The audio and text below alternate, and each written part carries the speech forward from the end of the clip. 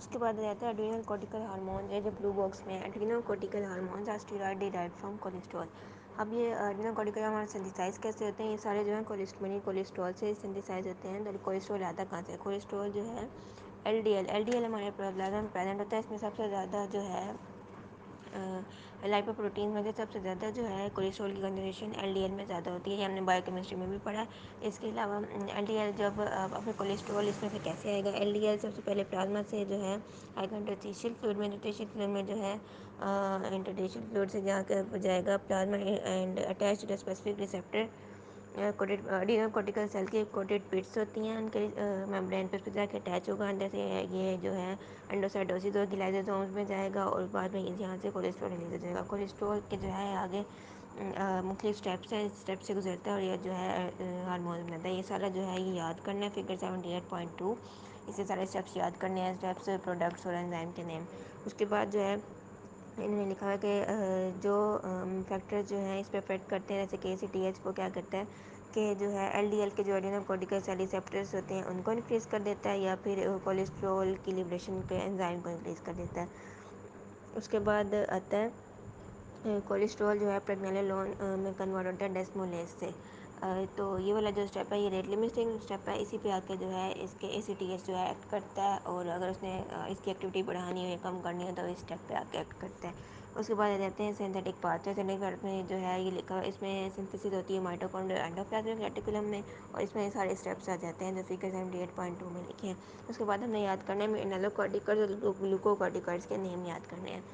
مرینالوکورٹیکائڈز میں آ جاتے ہیں اینڈوسٹیرون، کورٹیسول، کورٹیکوسٹیرون اور کورٹیسون۔ اب پہلے تو میں نے کہا تھا کہ کورٹیسول جو ہے صرف یہ ہم نے اس میں پڑھا تھا گلوکوکورٹیکائڈ میں، لیکن یہاں کیوں آ گیا ہے کورٹیسول مرینالوکورٹیکائڈ میں؟ تو اس کی وجہ یہ ہے کہ کورٹیسول کی جو ہے مین ایکٹیویٹی جو ہوتی ہے نا، 95% ایکٹیویٹی جو ہے نا ان کی وہ ہوتی ہے گلوکوکارٹیکائڈ۔ مین جو ان کا فنکشن ہوتا ہے وہ گلوکوکارٹیکائڈ کے فنکشن پرفارم کرتے ہیں یہ، لیکن ایک اسمال فنکشن جو ہے اس کے اسمال کوانٹٹی میں جو ہے فنکشن یہ مرینالوکارٹیکائڈ کے بھی پرفارم کرتے ہیں۔ تو یہ ہم دونوں میں لکھیں گے، کورٹیسول، کورٹیکوسٹیرون اور کورٹیسون، یہ تین ہارمون ہیں جو ہم مرینالوکارٹیکائڈ میں بھی لکھیں گے، گلوکوکارٹیکائڈ میں۔ گلوکوکارٹیکائڈ میں یہ مین ہارمون ہے، جبکہ مرینالوکارٹیکائڈ میں یہ اسمال فنکشن پرفارم کرتے ہیں۔ اچھا، مرینالوکارٹیکائڈ میں جاتے ہیں ایلڈوسٹیرون، ڈی آکسی کورٹیکوسٹیرون، کورٹیسول، کورٹیکوسٹیرون اور کورٹیسون، اور اس کے علاوہ ایک ہے 9 الفا فلورو کورٹیسول، یہ سنتھیٹک ہوتا ہے۔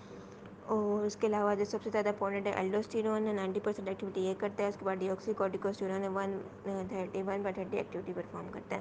اس کے بعد آتے ہیں گلوکوکارٹیکائڈ۔ گلوکوکارٹیکائڈ میں سب سے امپورٹنٹ ہے کورٹیسول، یہ 95% ایکشن پرفارم کرتا ہے گلوکوکارٹیکائڈ کا، اور کورٹیکوسٹیرون آ جاتے ہیں پھر 4% پرفارم کرتا ہے پھر کورٹیسون۔ اس کے بعد جو اگلے تین لکھے ہوئے ہیں پریڈنیسون، میتھائل پریڈنیسون اور ڈیکسامیتھاسون، یہ سنتھیٹک ہیں، لیکن یہ ریل سے بھی زیادہ مطلب کورٹیسول سے بھی زیادہ جو ہے ان کا افیکٹ ہوتا ہے، پوٹنٹ ہوتے ہیں، جیسے ڈیکسامیتھاسون ہے 30 ٹائمز ایکسپوژر اینڈ کورٹیسول۔ اسی طرح جب مرینالوکارٹیکائڈ میں ہم سنتھیٹک پڑھاتے ہیں 9 الفا فلورو کورٹیکول، یہ بھی سنتھیٹک ہے اور یہ ایلڈوسٹیرون سے بھی زیادہ پوٹنٹ ہے۔ جو سنتھیٹک والے ہیں وہ جو باڈی نیچرل پروڈیوس کرتی ہے اس سے بھی زیادہ پوٹنٹ ہوتے ہیں۔ بعد بلو باکس میں آتا ہے ایڈرینل کورٹیکل ہارمونز اور باؤنڈ ٹو پلازما پروٹین۔ اب یہ ایڈرینل ہارمونز سے ٹرانسپورٹ کیسے ہوتے ہیں؟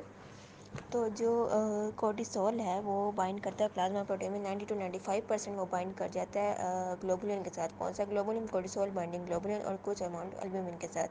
اب ہم نے ان کی ہاف لائف دیکھنی ہے۔ اب ہاف لائف کو کیسے پتہ لگے گا کہ جو ہارمون فری اسٹیٹ میں زیادہ پایا جاتا ہے اس کی ہاف لائف کم ہوگی، لیکن جو ہارمون باؤنڈ اسٹیٹ میں زیادہ پایا جاتا ہے، جیسے ہم نے پڑھا کہ 90 to 95% کورٹیسول گلوبولن کے ساتھ بائنڈ کر جاتا ہے تو اس کی ہاف لائف زیادہ ہوگی۔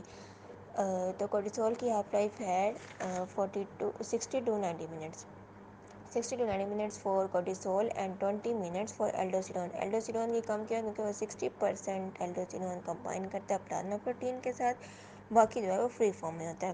اب ان کی metabolise in liver, adrenal cortical hormones are metabolise in liver, اس میں ہے کہ اب ان کی ڈیگریڈیشن کیسے ہوتی ہے؟ ڈیگریڈیشن ان کی ایسے ہوتی ہے کہ جو ہے ان کی لیور میں جا کے ان کی کانجوگیشن ہوتی ہے گلوکرونک ایسڈ اور سلفیٹ کے ساتھ، وہاں پہ جو ہے یہ جو سبسٹانسز ہیں یہ انیکٹیو ہوتے ہیں اور ان کی مطلب کارٹیکاٹ اور گلوکوکارٹیکاٹ کی ایکٹیویٹی نہیں ہوتی، ظاہر ہے جب وہ گلوکرونک کسی سلفیٹ کے ساتھ بائنڈ کریں۔ اب اس میں سے 25% جو ہیں وہ بائل میں ایکسکریٹ ہو جاتے ہیں اور فیسز میں، باقی جو 75% ہیں وہ پلازما میں سیکریٹ ہو جاتے ہیں، اور پلازما سے جو ہے وہ بلڈ کے ذریعے جو کڈنی میں جاتے ہیں، کڈنی ان کی جو ہے فلٹریشن کرتی ہے اور جو ہے وہ ایکسکریٹ کر دیتی ہے۔ اب لیور کی ڈیزیز میں جو ہے اگر ہم لیور کی ڈیزیز میں دیکھیں تو اس میں جو ہے انیکٹیویشن نہیں ہو پائے گی رینوکورٹیکل ہارمونس کی، اور کڈنی ڈیزیز میں دیکھیں تو اس میں ایکسکریٹ نہیں کر پائیں گے وہ انیکٹیو کانجوگیٹس کی۔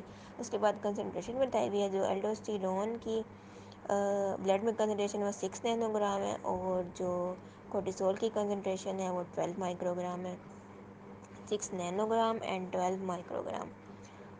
اور الڈوسٹیرون جو ہے وہ اس کا سیکریٹری ریٹ کیا ہے 150 مائکرو گرام پر ڈے، اور جو کورٹیسول ہے اس کا ہے 20 ملی گرام پر ڈے، 15 to 20 ملی گرام پر ڈے۔